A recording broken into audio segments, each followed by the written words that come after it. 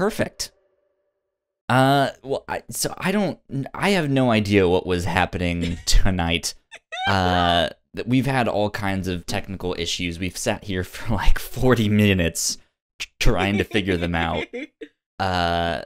And that's mainly me sitting here just being like, what the fuck? I don't understand this. What in the world? I don't know.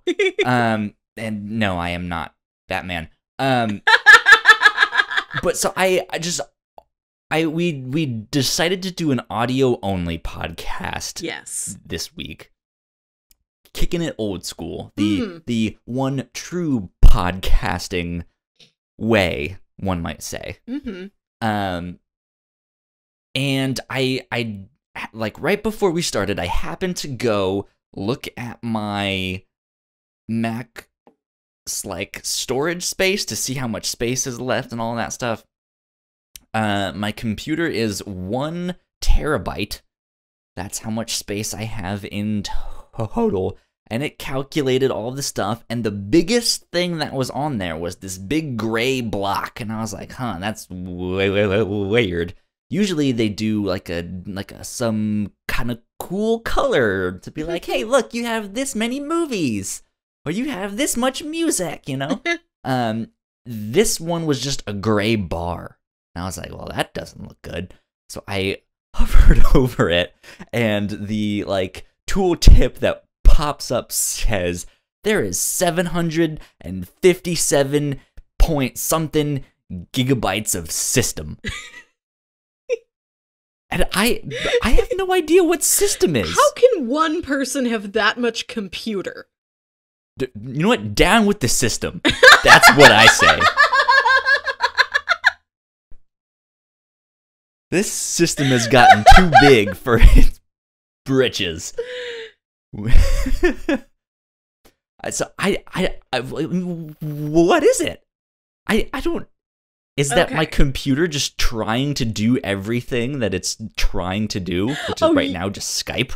So your computer is operating at 100% of its brain capacity? Oh my god.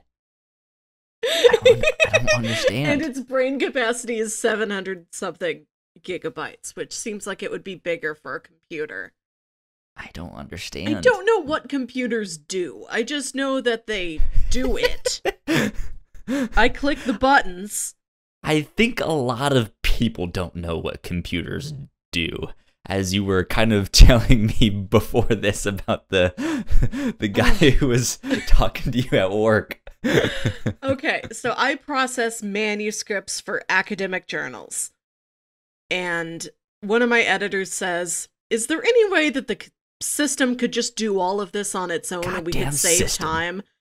Like, no, like the system has some requirements in it, like please submit an anonymous manuscript and a manuscript with all your author info, but somebody has to actually look at it and make sure, yes, that is a properly blinded manuscript for peer review.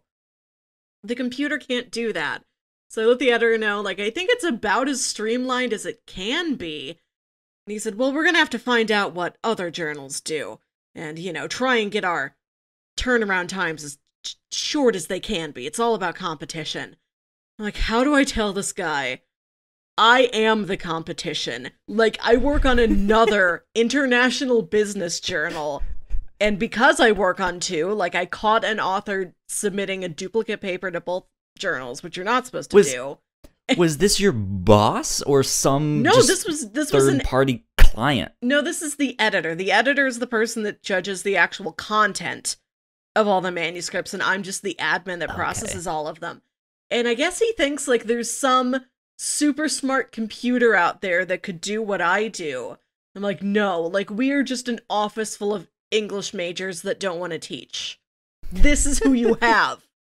Like, the backup for, like, I need something smarter than Melissa. It's just whoever sits next to me. Like, there's not a computer to escalate this to. It's just us. Exactly. It is just us here tonight, ladies and gentlemen. This is episode 37, I believe. Since I don't have OBS up, I don't know, because it's usually right there on screen, but I believe it's 37 of the Whatnauts Captain's Log. It's our weekly off-topic show. My name is Kyle Springer. That's Melissa Wilkinson. Hello, it's me. Who is apparently better than a computer. I know I'm better than the computer. I don't know what this editor thinks. He can't replace me. This goddamn system thinks it can take over. So yeah, I mentioned at the start we have some technical difficulties. We normally would be doing a video podcast that you can be watching live right now on I was gonna say on stream.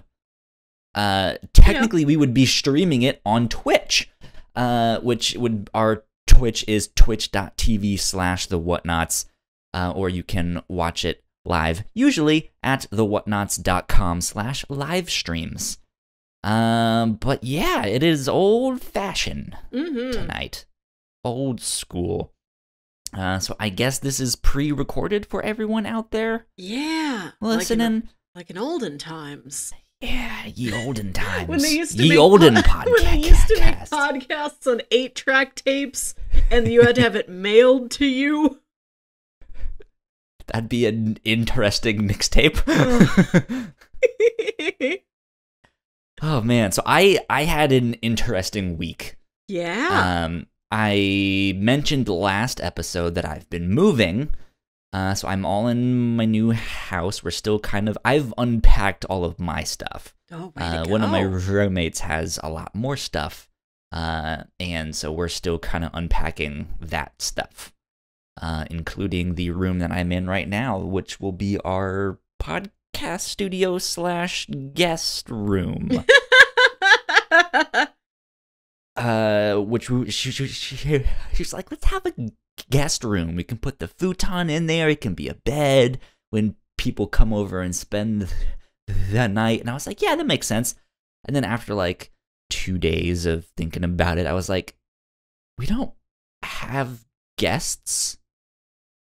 And if we do, they just sleep with us. So yeah. Like, when are we ever gonna use? So I was like, can I use that as my podcast studio? They're like, yeah, okay, that makes sense. But now, I'm kind of settled in. And it's like I've gotten back on caffeine. And I'm trying to wean myself off of it again. Slowly. I say as I have my knockoff Mountain Dew. Oh, what's this one called? Like a Mountain Holler? Citrus Drop.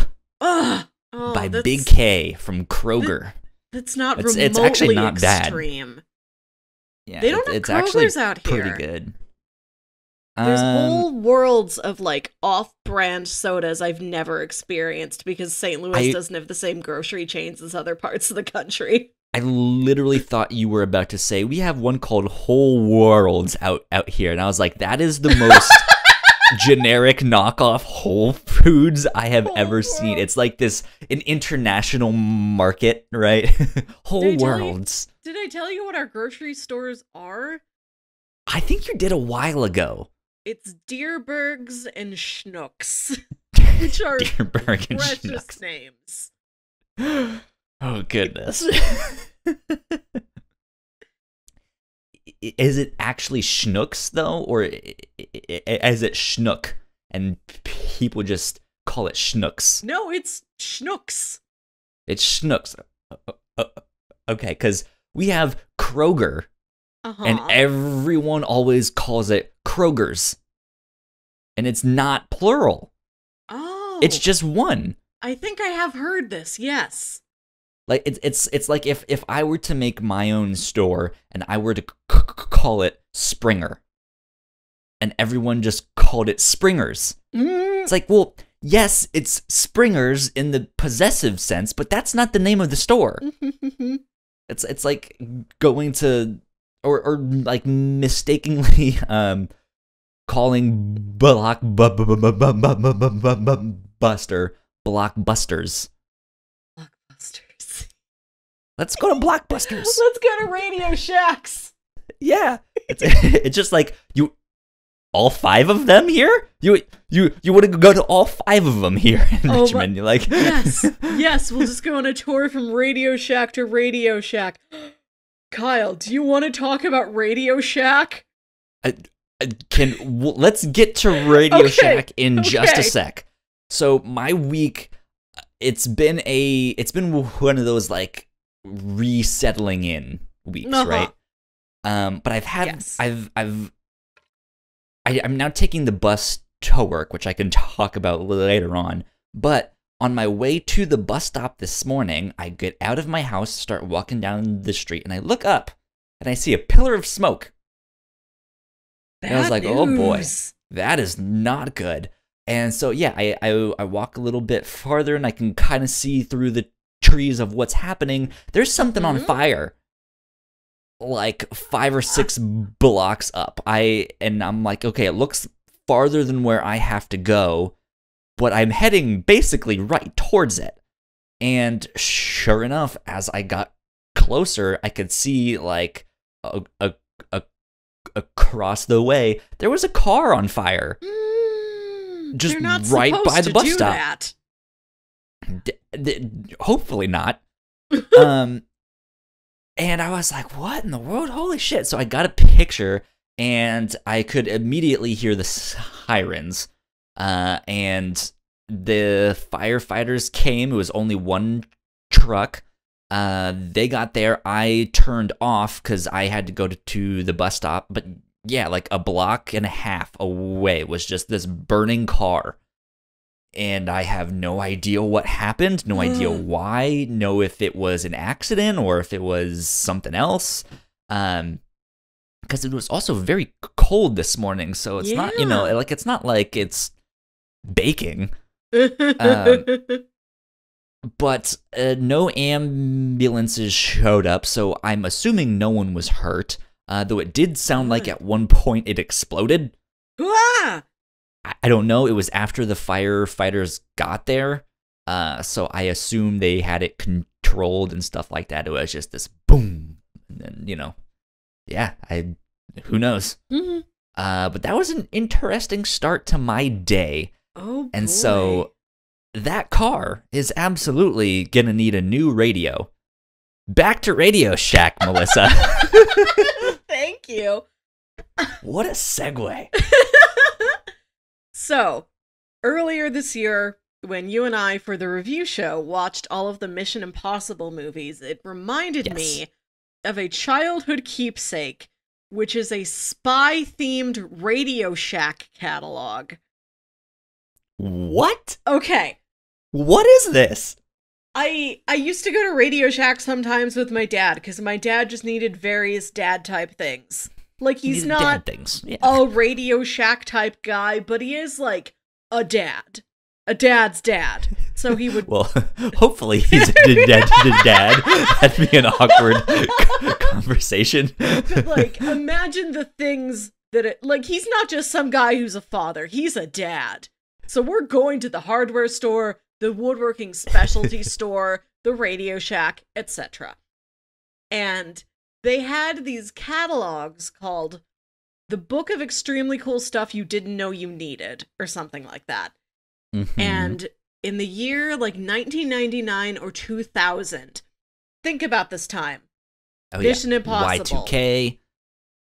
No, like, Mission Impossible, James Bond, Austin Powers, even, that Avengers movie, not the superhero one, but, like, the Emma Peel and the catsuit one. Spies, secret agent stuff. That's big in pop culture in the late 90s. So this is a little... I was going to go with The Matrix, but sure. Matrix isn't like spy stuff. And this is but it was early 2000s. It was right around there. It was. Turn of the millennium.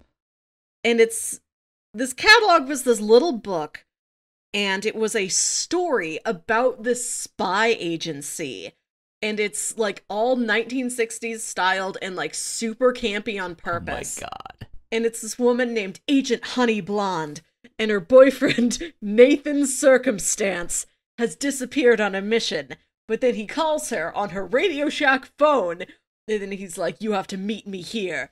And like why didn't they do commercials like that? I don't know why. It's just a catalog. And like not like a traditional shopping catalog. It's like this little photo book full of these gorgeous artsy photographs of the spy story, but in every single minute they are holding There's some sort product of placement for everything. It's all about Radio Shack. What I want to know is who told that guy no? Who the kid that came up with that idea? Who told him no? Fire that guy. Rehire the guy who was like, let's make Radio Shack cool. Let's do a spy catalog where they have to use our gadgets, or they have to like MacGyver something out of our gadgets. Yes, that's brilliant. And it's this little story, and the photos they're super color corrected. Like the main woman has got the bluest eyes on purpose. Like they run into this femme fatale woman and she has the greenest eyes on purpose. And they're all in these like weirdly colored, lit up, like 1960s mid-century houses.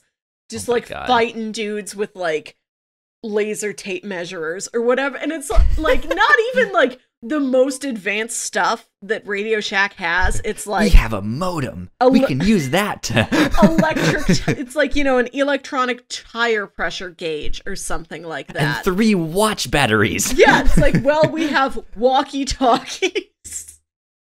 That's brilliant. Like, why don't Radio Shack needs to do spoofs of MacGyver? Yeah. It would be brilliant. And I remember, so I still have this catalog to this day, and in fact, I have 2 of them. Oh, goodness. Volume 2. When I was like 9 or 10 years old, right around this time, we went on a vacation, and my dad like didn't have enough batteries for the camcorder, which is and so we went to Radio Shack, which is maybe the oldest sentence you could say. We had to go to Radio Shack to get batteries for the camcorder. And so while he's trying to figure out, like, he's in a strange, different Radio Shack. This is all the way in Cleveland. He's finding his way around, and I'm just looking at these catalogs. And I'm falling in love with this little spy story. And they were, like, just a stack of free ones, so I took them, and, like, that was my vacation souvenir. My parents bought me real things. What is the, like, best gift you've ever gotten while on vacation? Or like you said, like vacation souvenir. Do you have any stories about that? Because I sure do. Oh boy, I don't. Well, I've got. I'll let you think while I tell mine. So I was really young. I don't remember my exact age. My parents could tell you because they love telling this this story. I want to say I was like 5 or 6. But we were visiting family out in Montana, and I think we were on our way to visit my dad's parents in Wyoming. So we're driving over the mountains and stuff like that, and there's absolutely nothing. And this is right when Pocahontas came out. That was my favorite when I was a kid. Yeah, it will. All right, so not right when. It had been out for a little while, but it was still like, it was the popular new Disney kids movie. And so we go into one store at, I don't know if it's like a truck stop or who knows what, just we're in this store and I see Pocahontas book on tape. Yeah. And I'm like, hell yeah, I want the like Disney book on tape of Pocahontas. I want that. That sounds amazing. Yeah. And so my parents are like, are you sure you want that? Like, that's Pocahontas. Like, we know you liked it, but you didn't like it. Like, You're more into like Power Rangers and stuff. You sure you want Pocahontas? Action and superpowers in this, Kyle. Yeah, are you sure? Are you sure you want this story about this this Native American woman running around in the forest, speaking to trees and animals? Great to me. And I was just like, yeah. They were like, we're only buying you one thing. You know that, right? And I was like, this is fine. That's fine. book on tape, Pocahontas. Book Come on, on Disney. tape! A child's dream gift! Yeah. So they bought me the Pocahontas book on tape. And I was the happiest little kid until we got to the next store. Oh. I want to say it was like an hour or two later on, we get into some other store, some other pit stop, and we're in this one store, and they have the like end cap thing where it's just some random thing that they put there that week. And it was a bunch of toy rifles. And me being a 5-year-old boy, I'm like, fuck yeah, I want a toy rifle. And you absorbed none of the message of Pocahontas about, like, peace and brotherhood. No, not at all. Of it. No. And so I mean, it's a store. My dad goes one way, my mom goes the other way. I'm old enough that they don't have to like watch me at like every waking second. So I go up to the rifles, I start looking at them, and I just take it to the counter. And I set it on the counter. and the woman who's at the counter, like, apparently I'm short enough where she can't see me. She just sees these hands lift up and like put the rifle on the counter. And I just wait there and just like don't acknowledge her because I know that I can't buy it. I don't have money. I'm 5 years old. And so my parents are finally ready to go, and they just see me standing there by the counter, and they're just like, what? Oh my God, you idiot, Kyle. Like, what is going on? And they're like, no, we already bought you the other thing. And I was like, well, I mean, you can get me this too. And of course, they're sitting there like, okay, but he's so cute though. Like, he's been standing there. Like, he's so cute just standing there. You are.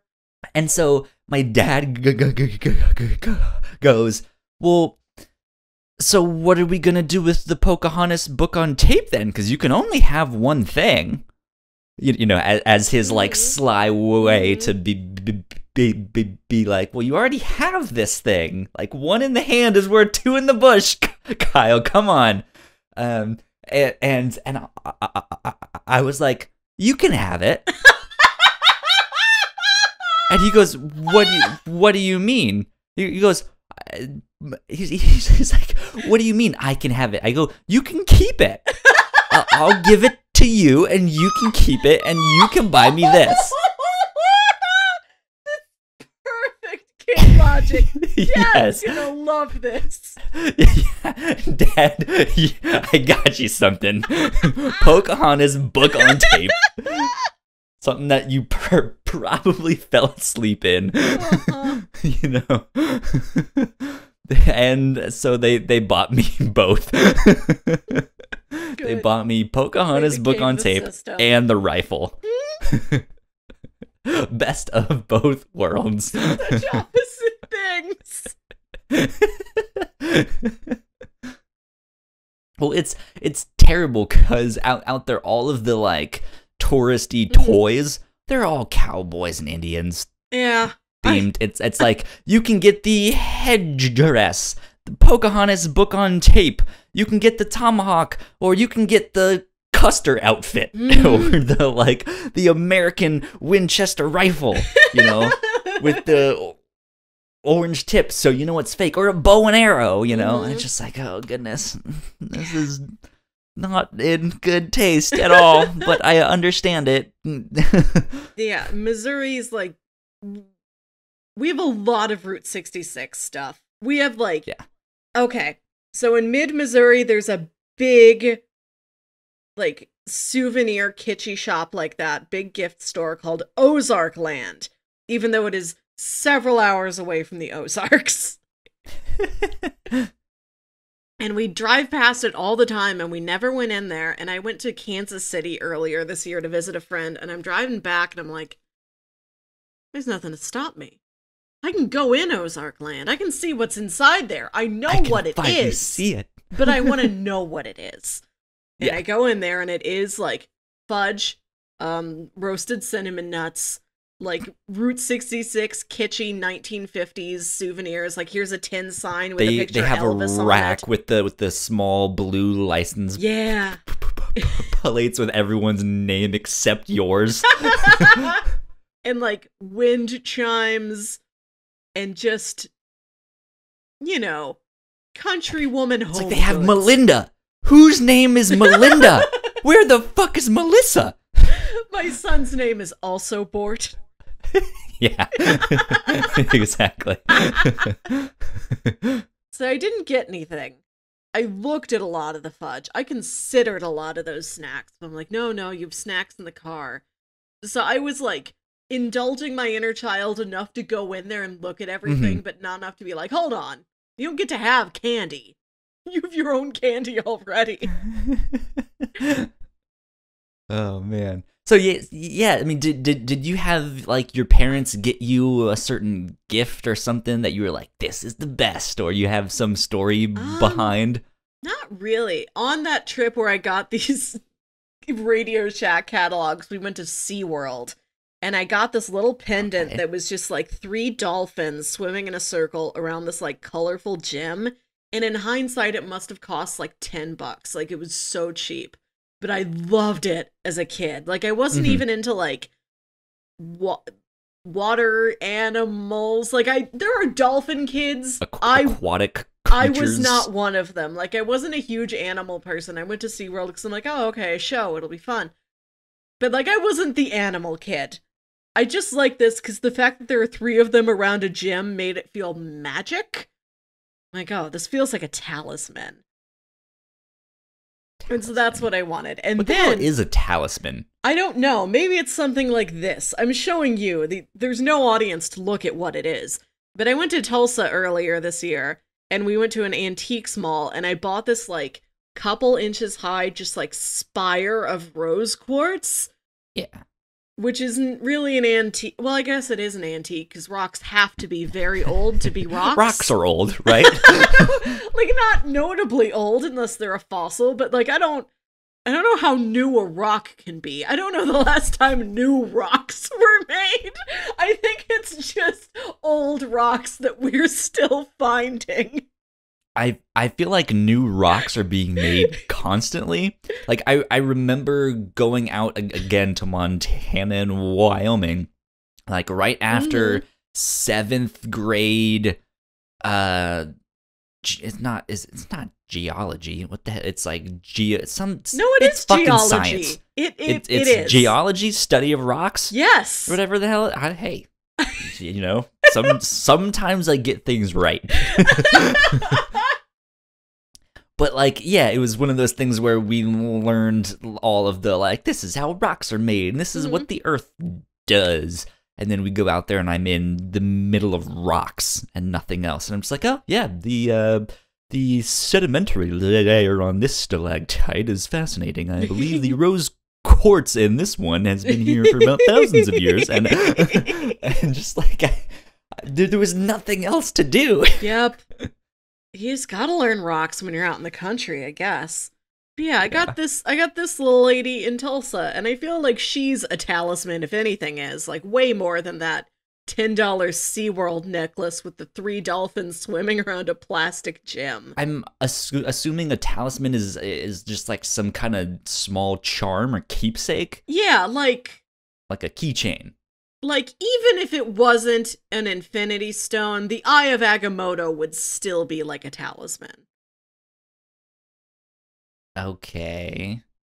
Like, okay, that's a talisman.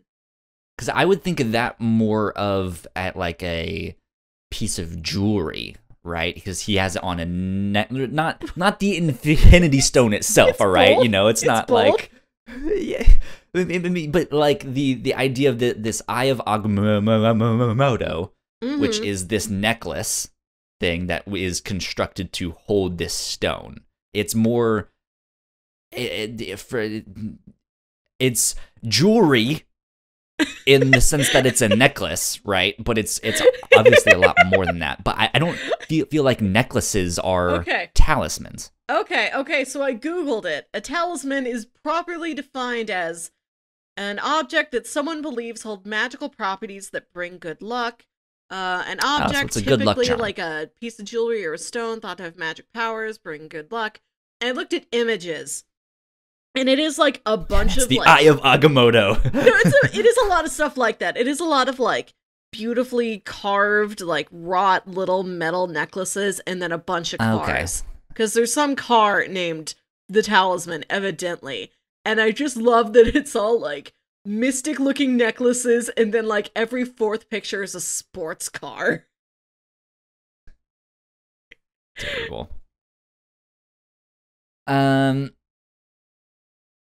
yeah, talismans.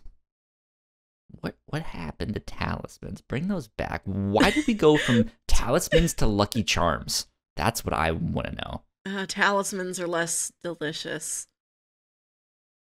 So speaking of important retail memories. Important retail memories. This is a new thing in my life-ish. Okay. So, earlier this year, before I moved, and now I'm 5 minutes away from my office, I lived 25 minutes away from my office.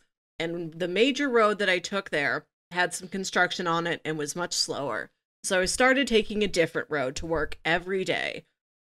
And so I got to know that one road very, very well. And it's kind of by the airport, so it's by a lot of like little motels and things like that. And it includes this adult shop called Secret Desires.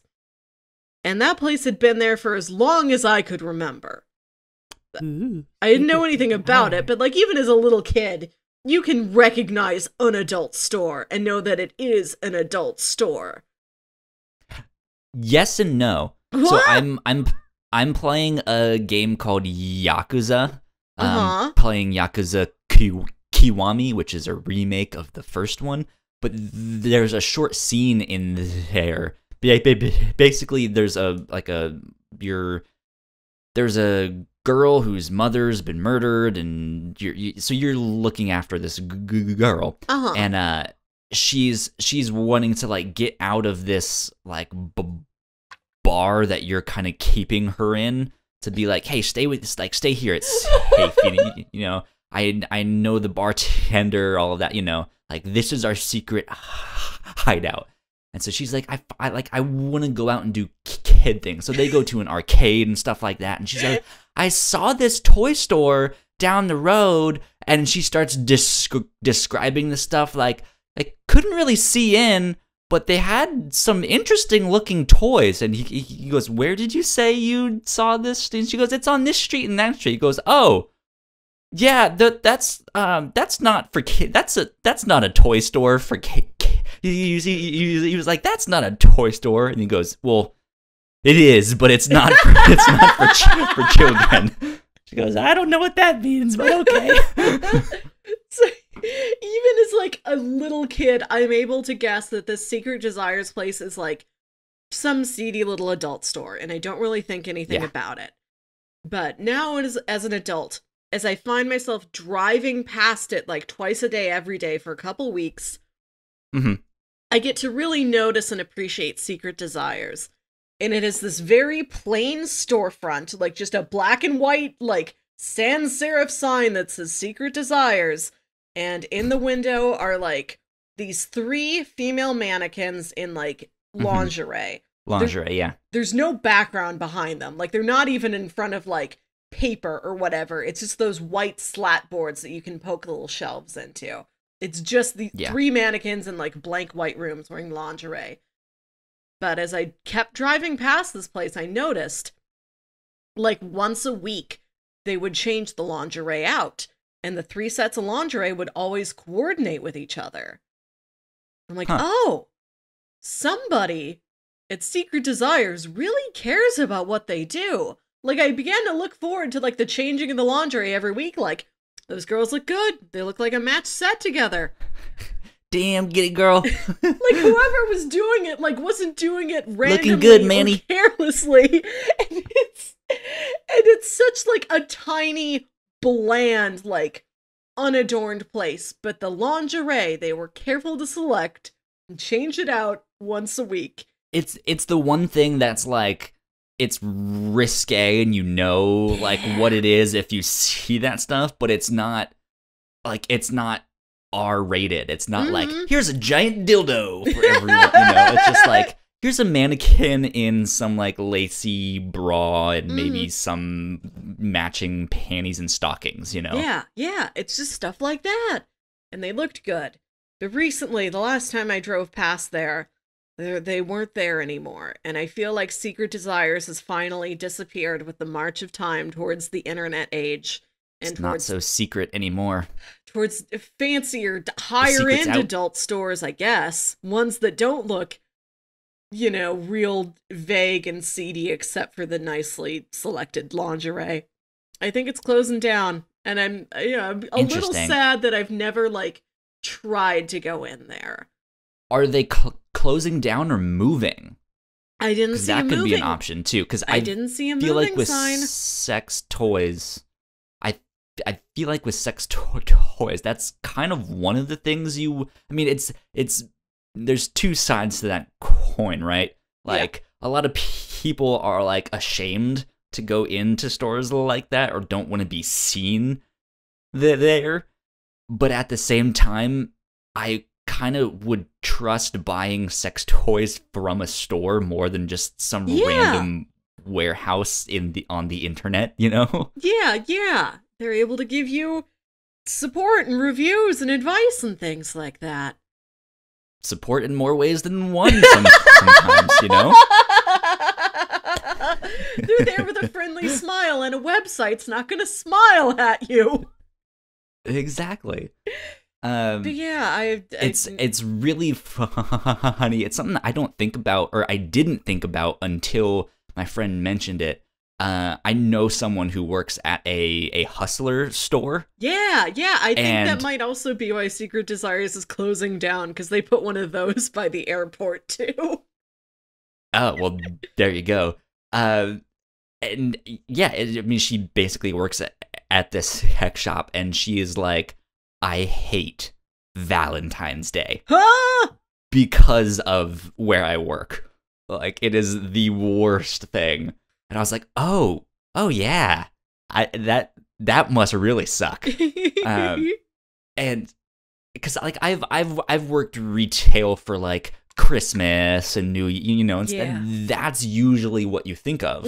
Or like, it would suck to work at like Costume City for Halloween. That's always a busy time of year. But then to like work at a sex shop for like I just like, that's something I never thought about. Everybody's like, looking for something you're totally very right. specific.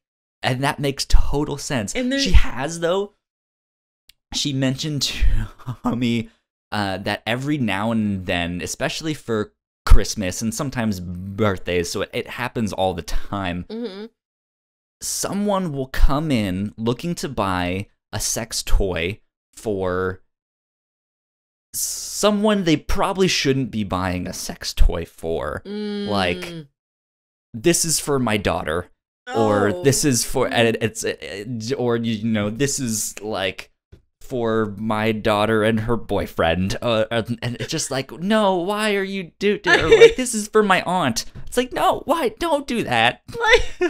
Like if you're comfortable enough to buy that as a gift for somebody you are not in a relationship with, that's good, but like, that's weird to bring into another person. But I guess you're there because you're looking for that smile. It's one thing to get something for your partner, but yeah, to buy it for a family member. Yes. Or like, hey, this is for my brother. What? Excuse you? Just like, no, don't do that. And she's like, yeah, it happens more often than you would think. And I'm like, that must be so awkward. And she's just like, yeah, you just have to not say anything. Like, just a gift card is better than that. A gift card's a good idea. Just like, hey, get yourself something nice. Or if you need like a gag gift for a bachelor party, That's what Spencer's Gifts is for. Yeah, well, yeah, that's what Spencer's or Amazon. That's like, yeah, let's buy the male thong that looks like an elephant. Let's get him that one. Which they have those. That's a real thing. Have you seen the wolf ones? I haven't seen the wolf ones. It's got a big wolf on the front. And so, oh my God. It's so funny. It's just a picture of like a big wolf over some junk. And the bulge kind of makes like the wolf snout. I was gonna say, does it like fit in the snout, or is the bulge the snout? It kind of is the snout. Like, it kind of like fills out just like this printed image. And then I saw like somebody comment below this image, and they just put like a screenshot of the credits from Law and Order, where just as executive producer Dick Wolf. It's Dick Wolf. Dick Wolf. Okay, so one thing. So good. My office is obsessed with sending each other weird names because we process just named documents all day, and we keep running into these interesting names. And this is they gave us a group chat for like real business communication, but this is what we're using it for. And one day I got an author, and I sent a message to the chat saying, I just received a paper from a Dr. Richard Holler, which is presumably his more professional pen name, and he doesn't and he changed it from his real name, Dick Scream.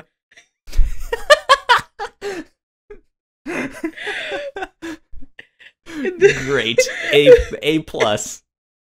And then we used to have two girls like crying, laughing in the middle of the office.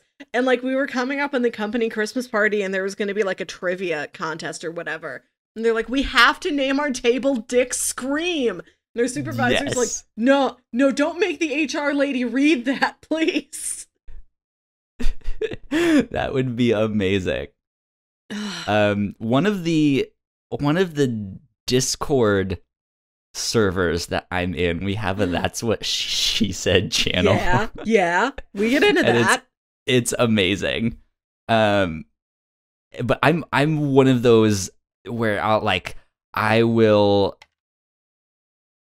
not say much, but when I say something, it's usually a good one, and it's usually me waiting for the right moment to do a That's What She Said thing, because we'll take stuff from like other channels of stuff that we have said, trying to find it's gonna be way back in here, so I don't know if I can find it right away. But there's one that I was like, I don't know if I should post this.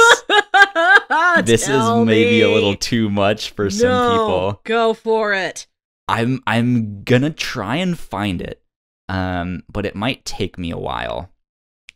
So we should move on to something else, and I'll come back to this. We deal with a lot of international authors, and so we have so many Chinese authors with names like Dong Dong Wang.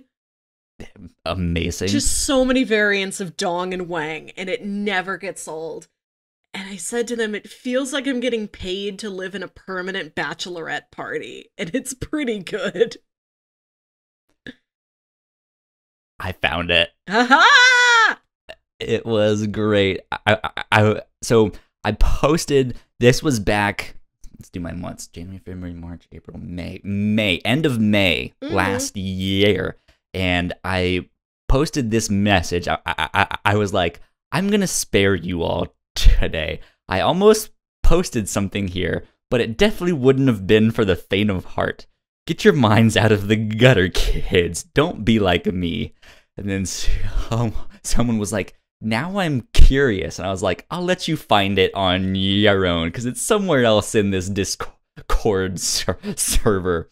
And they were like, just post it. We're all adults here. They were like, yeah, we need to know. And I was like, okay, don't say I didn't warn you. And so I took a screenshot of it. I forget what exactly we were talking about, but the first line, it cut off perfectly. The first line was, I never messed with breeding very much. And that was it. They were like, God damn it. The guy who it was like, God damn it. Fuck. Solid. But yeah, it's filled with stuff. Amazing. That's a great channel to have. Because it always sucks when we see that there's a new notification there. We're always like, oh God, I hope it wasn't me.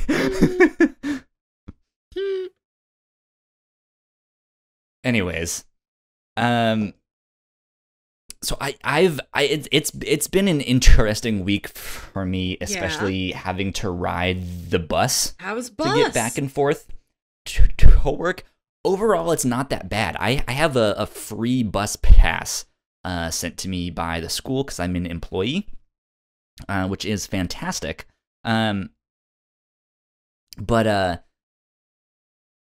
what was I just gonna say? So I get to ride for free, but it's to get to where I live now from like downtown campus area where I work. We kind of have to go through an area that's not a very good area. And so the bus is filled with all sorts of characters.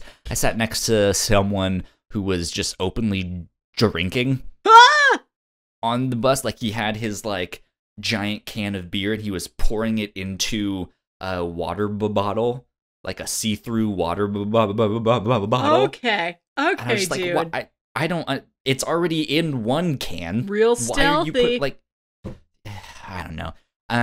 Yeah, and then just like waiting at the bus stop, but waiting for the bus in the rain. Don't know what that's referring to. Oh, that was the weather song on the second ever episode of Night Vale. Back the early days of them getting weird. I probably did listen to that, but it was a long time ago, and I just don't remember it. It's either burned in your head or it's not. At one point, I was like, I'm gonna listen to all of Night Vale and catch up. And I think I got through like the first like 20 episodes and was like, nope, we're done. Move on to something else. Not because it's bad, but just just got caught up with stuff. Yeah. But yeah, so I mean, it's definitely an interesting experience. Do you have to take public transport very often? Oh no, I don't even remember the last time I did. This is kind of my first experience taking. I've taken it before, but very inconsistent. Like, it was once like, oh, my ex is in town. We were partners at the time. I don't have a car. We want to go see a movie. Let's take the bus, And that's what we did. So yeah, just like at like the random, like, we're planning on drinking, let's take the bus there, or let's take the bus there and then Uber home or something. But now I have to do it consistently, twice a day, every weekday. Well, someone will always ask, "Hey, do you know which bus goes up this way and that way, or does that?" I was like, I have no idea, dude. Sorry. I know my own bus. What makes you think I know all the buses? Yeah, I have no idea. Well, today I had to get my license plates renewed. Ooh. And to do that, you have to have an emissions test and a paid personal property tax. And I haven't been an adult for very long, and I'm still, like, remembering that this is a thing I have to do every year. I'm still getting that pattern burned into me. So, like, I paid my personal property tax late. And then, because I paid it late, I had to be late, like, renewing my license plate. But thankfully, I went in there this morning, and I went into... Riding around in my automobile. I went into a license office that's, like, in the middle of a pretty businessy district, so it's not, like, by a lot of people's houses, and the traffic was low, and I got in and out of there. Nice. Yeah, I feel like I do wonder if all the jokes about the DMV taking forever are like outdated now, because I've never been in a DMV and it's been more than like like a logical wait, an acceptable wait, like a 15-minute wait. And Some most of of the time them, I'm in there and out of there. some of them, if I'm not mistaken, you can do certain, like if you need to renew your license, you can just do it online. I could have done it online, but I'm like, well, I'm not waiting more days for them to mail it to me. Or I need it now. or they do something where like if you get your license, you can renew it once online, but the next one you have to Maybe come in or something. So they alternate or something like that. Who knows? Oh, but I'm gonna have to renew mine eventually soon next year. I think buses sound stressful, but owning a car is also stressful. I'm responsible for a whole metal lady out there. She's mine, and I have to pay for things for her. Oh, I don't even think I mentioned this. When we were moving, the girl who used to live in this house, we got this house because my roommate knows her. And she's like, hey, we're moving out. Do you want to move in? We were like, hell yeah. She helped us because her boyfriend has a truck, or husband? I don't know if they're married. But they had a truck, so they helped us move some of this big stuff. But the first thing she tells us is, hey, so she gets there, and the first thing my roommate does is go up to the back of the car, or the back of the truck, and try to pull down the, like, bed thing, the, like, gate thing. I don't know what you call it. A bed gate, sure. A bed gate, sure. And it doesn't work. And the first thing that this girl says is, oh, yeah, sorry, it doesn't work. It's kind of fucked up. I'm actually not supposed to touch it. You're not supposed to touch it. Boyfriend / I don't know if she's married, husband, was like, don't touch it. If this thing gets fucked up even more, we're in trouble. You know, like, this is going to be some money to get fixed. And so we were like, oh, okay, well, we'll just, that's fine. It can stay up. We can just, put things in over the top. So that's what we did. And we're packing everything up, drive off. We're going down the road. It's called Chamberlain. This is the road that's in the not so good area. And all of us, it's me and my roommate Kelly in her Jeep, and we're following behind their truck. And all of a sudden, the back bed gate falls off the truck in the middle of the road. Entirely. And so, it's one of those things where, like, we are going around a turn, so we don't really see them. All of a sudden, we just see this bed gate, like, coming down the road. Yeah, and we're just like, what the hell?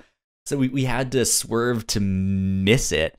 And then this giant metal piece is in the middle of the road, and it for sure it's gonna cause a wreck, 'cause that thing is ginormous. And my other roommate is like hopping out to be like, go other way, get out of the road, so he can like pick it up and lift it out. And we were just like, what the fuck just happened? And yeah, the door just completely fell off. Because you touched Crazy it. stuff. Because why she you touched don't it. touch things. Exactly. So I see there's a couple things on here. The Wilkinsons played a fun RPG. Oh, yes. I want to hear what that is. Is this another tabletop RPG, or is it like a video game RPG? No, I don't know how to video a dang game, Kyle. This was on a table. I think the games video themselves, but, who knows? We had a family game night, me and my brothers and my nephew, and we did this last year when I'm like, well, I'm short on money, but I've got a decent amount of time. Can I plan you guys a tabletop RPG to play for Christmas. And like, I'll bring snacks, we'll make a whole night of it. And what we did last year is this game system called All Out of Bubblegum. And you know the quote from They Live, right? I'm here to kick ass and chew bubblegum, and I'm all out of bubblegum. That's the premise of this game. You have one stat, and it's bubblegum. You start the game with 8 of those. When you need to do something mundane, like walk out the door and get into your car, you need to roll at or below your bubblegum. So if it's the beginning of the game, you roll an 8 or below. If you need to do something kick-ass, you would need to roll above your bubblegum. And as you play the game, if you fail a roll, your bubblegum score gets knocked down. So as this goes on, it becomes harder and harder to do anything normal. And eventually, that will get to 0. And it will be impossible to do anything normal. You have to do everything as extreme and kick-ass as possible.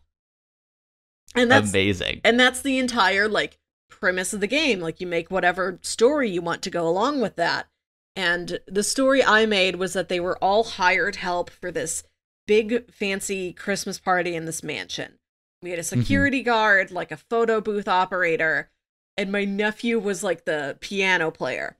And I'd never played a game like this with my nephew before. I didn't know what he was going to do. So we start, and I'm like, okay, tell me who your character is, and, you know, how they started the day, and how did they get to the party?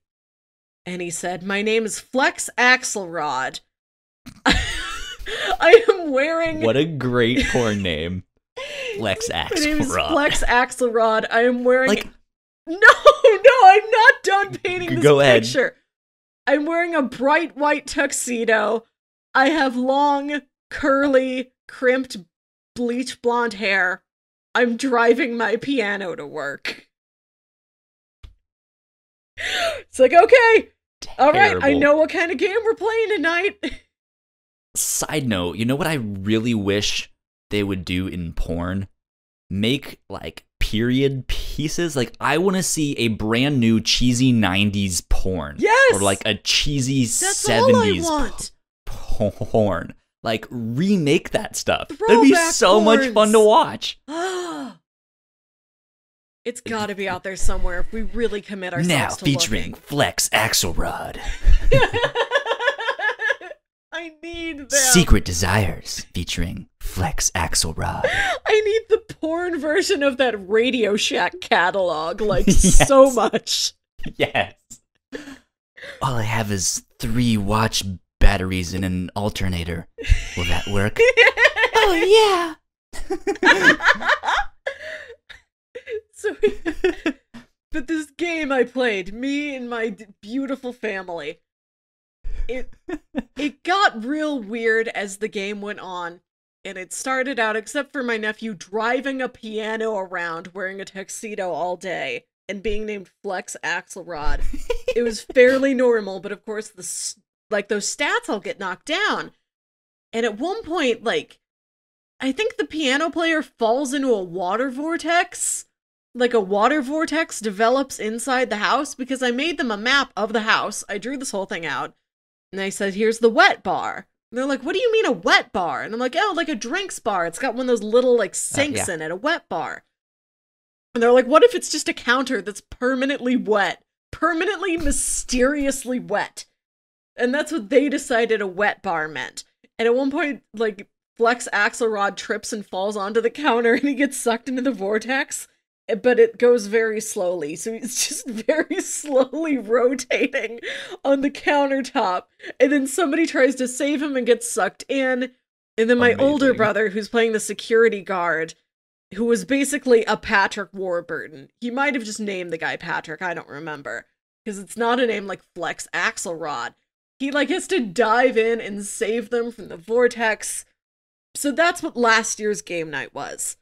This year's game night, like, we had the night already picked out, and I was supposed to play in this different game, but, like, I got sick that week, and I had no energy left, and I'm like, we can still have game night. Can we just do something that doesn't involve me doing any work? Which I know is supposed to be the point of this whole thing, but it's still family game night. And so Jams pulls out this game called Dr. Magnet Hands. This is another one of those like one-page tabletop RPG. The internet is full of these things and they're great. The way you play Dr. Magnet Hands is everybody sits down at a table. Ideally, you are drunk. We were not, because this was a family gathering, but we didn't need it. And you take a sheet of paper and you tear it up into like 8 little squares. Okay. And you write down, each player does this, you write down stuff like character names and identities, superpowers and abilities, and props and plot devices. And then you take all these little slips of paper, you jumble them all up in a hat, and then the GM pulls them out and uses them to construct this very basic framework story of, you're all superheroes, you're the last superheroes left in the base, Dr. Magnet Hands is like threatening to shoot a laser at the White House from his moon base. You need to get to the moon base, you need to stop Dr. Magnet Hands. This is what you have at your disposal. And he just gives you like 4 sheets of the random pieces of paper, and it's like, okay, that's you. And he's like, when you run into an obstacle, like, he just takes pieces of paper out of the hat, and he's like, all right, these 2 pieces of paper fight each other, and we don't know what's written on them, and it's probably nonsense. So, like, this is the stuff great. I wrote down on my paper. Like, a pet on a skateboard, enough gasoline. Just enough gasoline. Enough gas. Just enough. Enough gasoline. If my nephew wrote stuff like a month-old Dr. Pepper, Voldo, like what? Gracious. Like it was just a bunch of like random names, like weird objects or obstacles, and like powers you could have. It seems like an RPG D&D game made of Mad Libs. Yeah, exactly. It's just made of Mad Libs. It's just like a weird piece of paper fights another weird piece of paper, and it takes like 20 minutes, and it's supposed to be preposterous. And it was so much fun. Like, you gotta get yourself into some tabletop RPGs. It's the best way you can spend a couple hours. I want to do something like that for the Whatnauts. Yes! If nothing else, for our like 4-year retrospective thing, like let's just like spend a lot of that time just doing a super short RPG thing like that. It's so much fun. In person, online, I've done it all kinds of ways. It's always a riot. And like I've played more serious ongoing campaigns and I love them. But there's something so great about just what's the wackiest, like, 2-hour or, 20-minute long side adventure we can have just out of some very basic materials? Like, have you ever played Fiasco? No. Fiasco. I'm not much of a board game player kind of thing. Most recent one I've played was Secret Hitler. I've played some Secret Hitler. But yeah, I'm not a board game. I'm not good at that one. Player. This is my distinction. I'm really great at a game where I have to make stuff up. I'm not great at a game where I have to lie. I don't like lying. If it's not part of like constructing a story or something like that. That seems believable for you. I'm not good at it. But Fiasco is another one of these storytelling RPGs, and it's just like you jumble a whole bunch of like plain old D6 in a big pile, and you consult these tables, and you are building a relationship with the person on either side of the table from you. And so you need a type of relationship it is, like, and then depending on the dice you have left, a need or a location or a object that you share between you. And so you determine what you have based on the dice. Like, okay, there's 6 different kinds of relationships we can have. It's like family, friends, coworkers, crime buddies, just pals around town, just anything like that. Like, okay, I want us to be a family. That's category 2. I've taken this 2 dice. Specifically, I'd like us to be a father and son. That's a 5, so I have to take this 5 dice out of the pile. I want us to have an object that we share in between us. I want it to be this antique pistol. That is category, 4 weapons, the pistol specifically, because I want that one. I don't want the knife. That's a 3. So you just keep taking dice out of this pile to, like, make your relationships to each other. And eventually you run low on dice, and it's like, well, I guess you and I work at the chicken restaurant together because that's the dice we have left, and this is in our story now. And you just go around the table telling this story just in dialogue scene to dialogue scene. Like, there's no stats or anything. It's just improvising. It's just talking. And the narrative concept of Fiasco is that it's kind of this Coen Brothers movie like scheme gone wrong. Like, the point of the whole thing is that you are purposefully building up some sort of a scheme and then tearing it down, watching it go up in flames. And like halfway through the game, you're supposed to throw in this extra element, and that's more like random dice, and you consult a big table of options. It's like, okay, paranoid stranger. We have that to deal with in the second half of the game to help things get worse for us. The point is to make things terrible. And there's all these different playsets you can do. Like, we've played like just normal suburbia. We played in Vegas, we played in a mall, we played in the Old West, we played a superhero game once. You can skin it any kind of way. You can be like specifically like rogues and outlaws in the Star Wars canteen or something like that. Nice. Anything you want. That sounds like a lot of fun. It's really customizable, and like it's a little bit more not campaign wise, but just like per session. It's like, oh, that might be like a 2-3 hour sort of thing. But like very easy to pick up, very collaborative setup. Like there's no GM, like you all do it together. I love Fiasco. Good. That sounds like a lot of fun. we will have to do something like that for the Whatnauts eventually. That'd be fun. Whatnauts Game Club. Yeah, something like that. Speaking of games, I've been playing Kingdom Hearts. Yes, that's an tell RPG me how those kingdoms are harding. Game. They are harding, that's for sure. I'm only 6 hours in. I've not gotten to play very much just because it's been a bit busy week. And us kind of recording the last episode of the review show a little bit late kind of threw my schedule off. Threw my schedule off for gaming.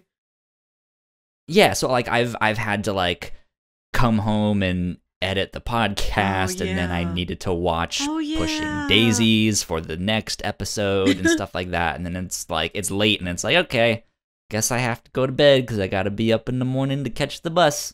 Hopefully, I won't see any burning cars, you know. No. Yeah, so like I've not gotten much time to play it. So I'm debating on watching one more episode of Pushing Daisies after this and playing tonight, and then having 3 episodes left of Pushing Daisies to watch tomorrow, and then playing the rest of the time, or just watching the rest of the show tonight as I like sit in bed, and then having all day tomorrow to play Kingdom Hearts. But I love it. The game is so much fun. Good. I did hear so far from a coworker of mine who is into it that I don't know. Can you put the spoiler thing up? That doesn't just live in the review show. Can you do it anytime you want?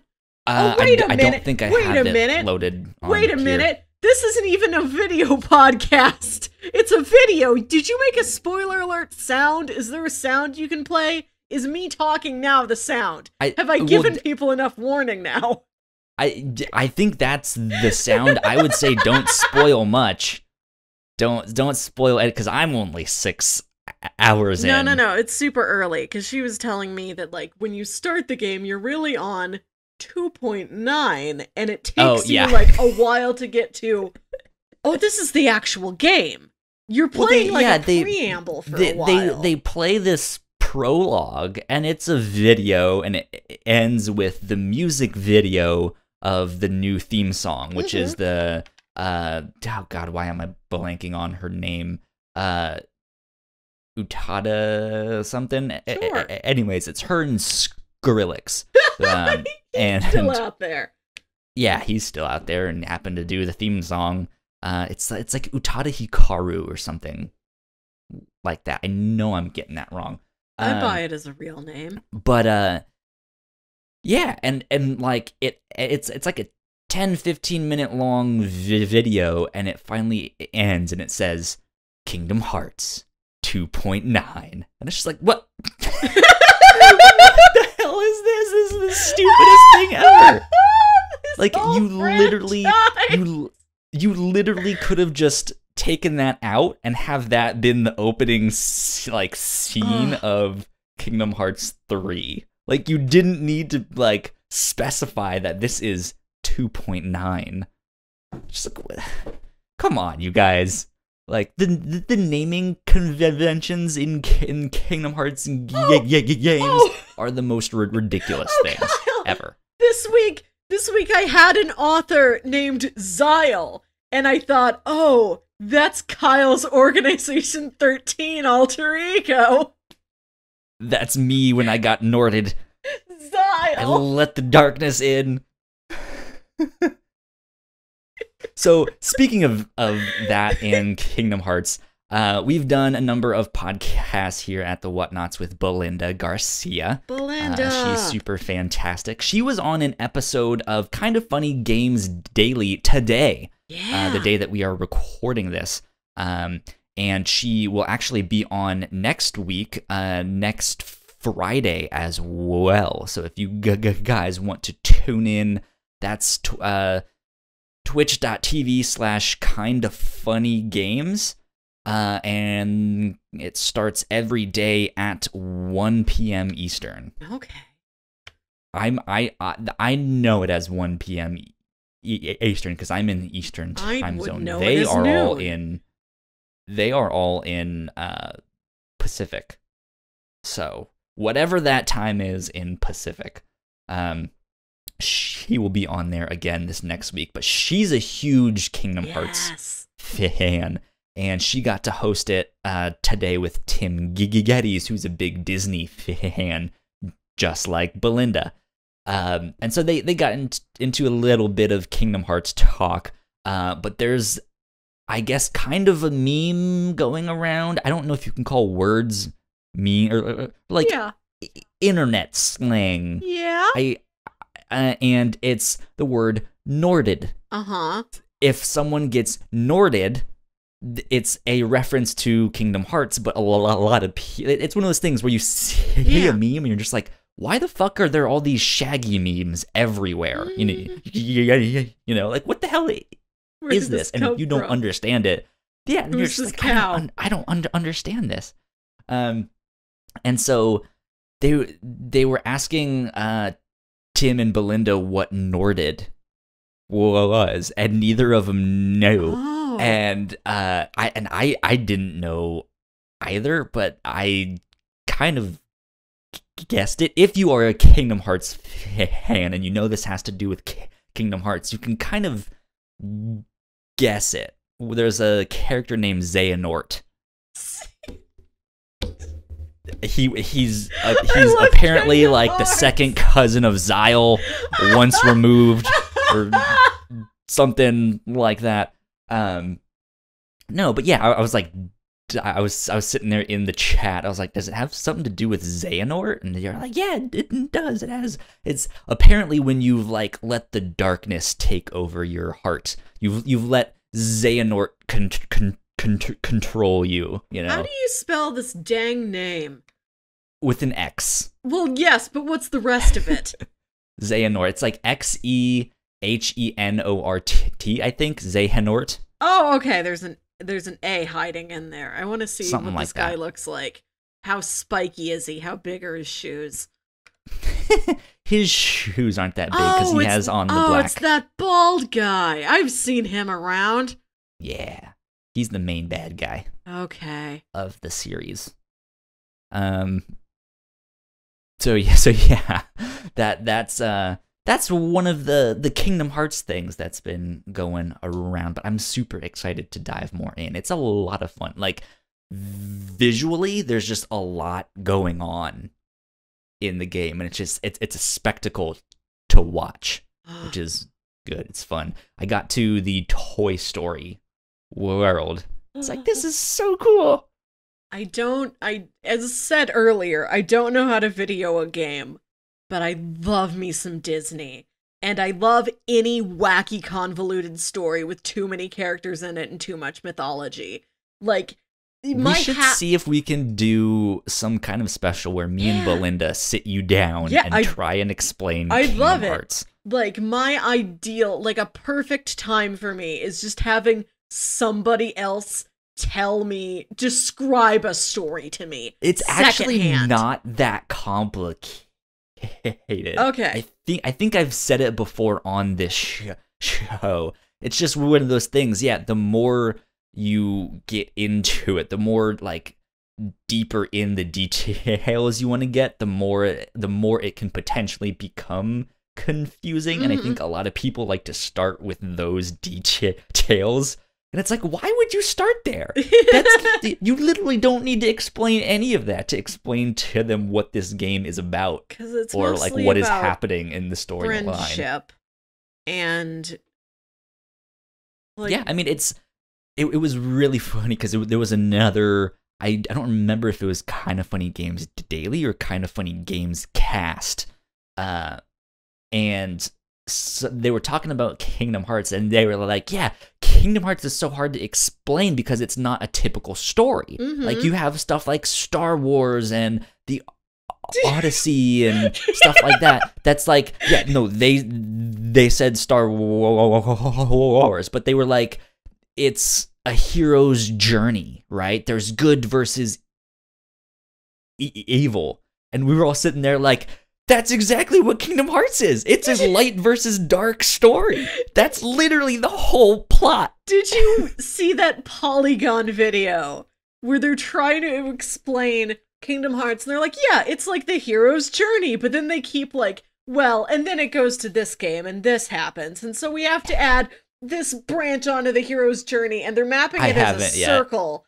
And they just have to keep slapping more stuff onto the circle. It's so good. I'll have to go look it up. You said it was on Polygon? Polygon, yep. Okay. So there's another video going around a couple months ago, and it came with the caption, "This is why I can't show Kingdom Hearts to my friends." And it's just all of these dumbass lines taken out of context. Yes. And like the one that sticks out to me in my mind is it's like Sora, Donald, and Goofy sitting there, and then behind them Mickey Mouse comes out of this door, and he has on the black hood, and he's like, "Did someone say something about the door to darkness?" And it's just like, what? What does this have to do with anything? I love it. Just out of context, all of this stuff makes zero sense, and it's great, and it makes for great memes. I'm so happy it exists. Like, I could not play it, but I love that it is out there to be played. You absolutely could. With what time do I have? Oh, I don't know. You don't have time to play it. I could give it a try. My roommate owns it. If I could sit her down and have her show me how a PlayStation 4 or whatever number it is works. Because I know how to, like, just use it to stream video, but I don't know how to play a game. If she could show me, I could get through at least Traverse Town. And maybe whatever the first world is. Maybe. But yeah, so I'm having fun so far, but I'm not very far in. So hopefully tomorrow. Hopefully next week I'll have an update. Good, yes. Good luck. Hopefully by next week I'll have it beat. Ooh. Hopefully. We'll see. I believe in you. Thank you. The power is yours. My friends are my power. That's the theme of the whole thing. That's one of the lines. That's why his shoes are so big. They're full of friendship. Yes, exactly. But yeah, 13 years it's been since I've been waiting 13 years for this game. I feel old. You know what else makes me feel old? I know, because you wrote it down and we looked at the same document. Now that's what I call music. 69 is out this week. Nice. When was the Amazing. first one? How many of these do they do a year? I don't know. It has to be it's obviously more than one. Let me see if I can find. Now that's what I call music.com. That's what I call music 69 track list. Now, that's music.com. Comes up. Okay, so here's the track list. There is. There's 42 songs? The website. Holy shit. The website has a link that says recent nows. And I thought they just really misspelled recent news. And I'm like, oh no, they did that on purpose. Recent nows. Recent nows. So here's the track list. There's 42 songs. I'll go through these really fast because I don't know most of these. Mercy by Duffy. Yes. Don't Stop the Music by Rihanna. Yes. Now You're Gone, Bass Hunter and Mental Theo. The Call the Shots. Not all of these are new songs. Are you reading like one of the 20th anniversary like super collections? Because these aren't modern. Like a now that's what I call music is supposed to be all the hottest songs from like the last 4 to 6 months. From now. Yeah. March 17th, 2008. What? Okay, no, I've got it, Kyle. We're not on 69. No, I found 69. I did too, and that's the one I started reading off, and this says it came out March 17th, 2008. Guys, I'm so confused. No, hold on. I found Now That's What I Call Music 69. Well, recent nows. Let me navigate this website. Okay, Now That's What I Call Music 69. I don't know. Is there like a history? I'm not seeing like this is the exact month and time it came out, but I'm looking at it and it's new enough that I have not heard a single song on here. I don't know what any of these are. Let's see. I'm on their website. I know I'm on nowmusic.com. Now that's music.com. That's where I am. Weird. Are we in two different universes? We're reaching out to each other from either side of a Berenstain I see Now vortex. 101. I see Now. So, November 23rd, 2018. Now That's What I Call Music 101. Oh, well, what's this?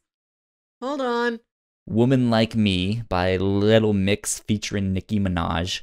Promises by Calvin Harris and Sam Smith. God is a Woman by Ariana Grande. Hold My Girl by George Ezra. And there's 46 songs. Okay. So, Volume 1 came out. What did I see today? Hold on. I'm reading. I'm researching. I'm being a detective.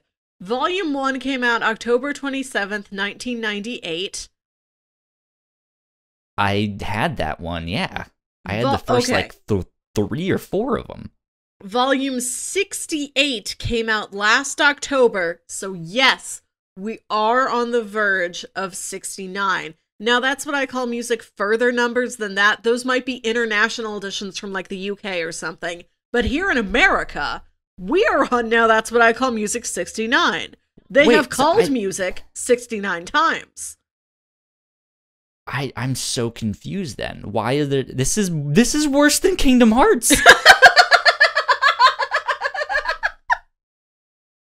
This legitimately makes no sense. How can we be on the verge of 69 when they're already on 101?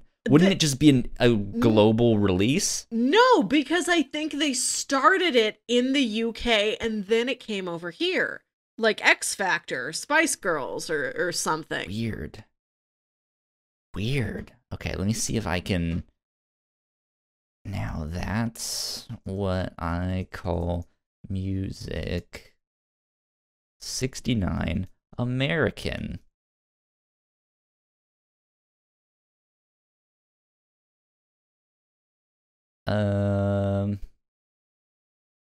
I mean, I'm assuming you're right. Here's an Amazon listing. I think that's the same one, though.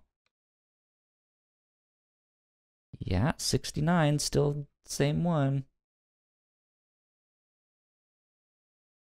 How do I...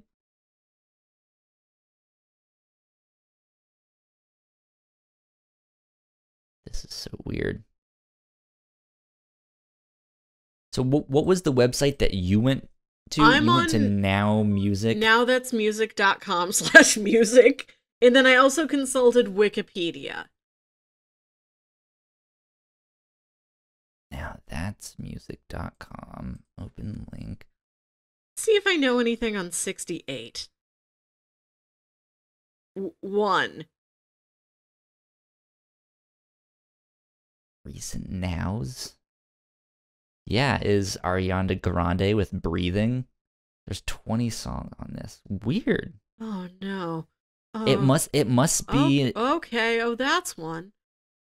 I find like one song I know per album.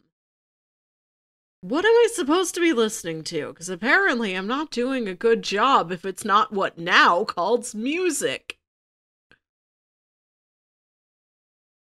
That's so weird. So yeah, so I saw this thing on Twitter that was like, guys, we've been waiting our whole lives for this. Now that's what I call music. 69 just came out. Nice. And yeah, I guess that's the thing. Like the American, there's an American version, and I guess at least some kind of international version. I'm assuming it's European.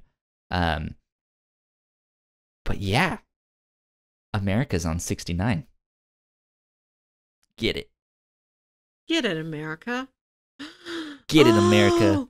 Oh, I had to go back to volume 64, and it's one of the Now What's Next tracks, which is when they're promoting, like, an obscure artist they want you to pay attention to, and I already paid attention to the guy. Like, they got a thing on there that an obscure thing I went out there and I also found. Me and Now, like, the same guy. I know a thing. I know a music thing for once, Kyle. His name is Barnes Courtney, which is...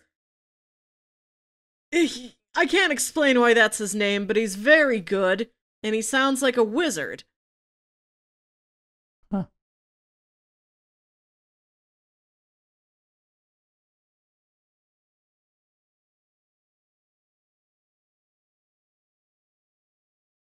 I wish Spotify had a playlist for just guys that sound like they're sorcerers, because that's the kind of music I like.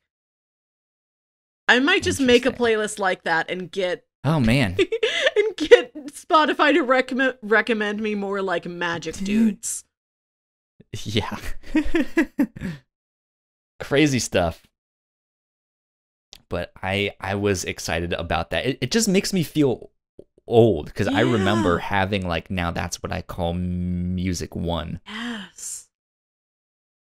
Well, time marched on without us. Sure did. Sure as hell did. I think that might wrap us up, though. Yeah, we've talked about plenty. Plenty of stuff. Tons of Kingdom Hearts and adult sex shops and... and books on tape. And books on tape, yeah. You know, like a normal conversation. It's been fantastic. Melissa, where can the fine folks who are listening to this here Ye Olden podcast, where can they follow you on the magical interwebs? They can follow me on Twitter and Instagram at Wilkywit. That's WILKYWIT. Go see that cake I made. Hell yeah. It was a good looking cake. And you guys can follow me at Yo Kyle Springer on both Twitter and Instagram. You guys can see that burning car that I saw. Oh, you tweeted out the big burning car. I did, yes. It's a very shitty picture, but it's there. Yeah, if you guys want updates with this show or any of our other podcasts, you can follow us at The Whatnauts on Twitter. If you liked this show or any of our other shows, I need to condense that so I don't repeat those things. If you like what we do here at the Whatnauts, hand us all of your life savings, patreon.com/the Whatnauts. We want all of your money. Yeah. No, you guys can support us for as little as $1 a month, and that helps us out a ton. It goes right back into the podcast and keeping us all set, keeping our domain name set and our server space and all of that stuff good to go. Actually, I think I was just charged for our Simplecast thing. Oh. So we'll have to figure that stuff out. That being said, thank you guys for joining us. This was episode 37. That car sure is on fire. Yeah, it is. The whole thing. I guess we will see you guys next week for another episode of The Captain's Log. Adios, guys. Don't catch on fire, kids. Stay safe. Don't do that. It's not fun. Bye. Bye.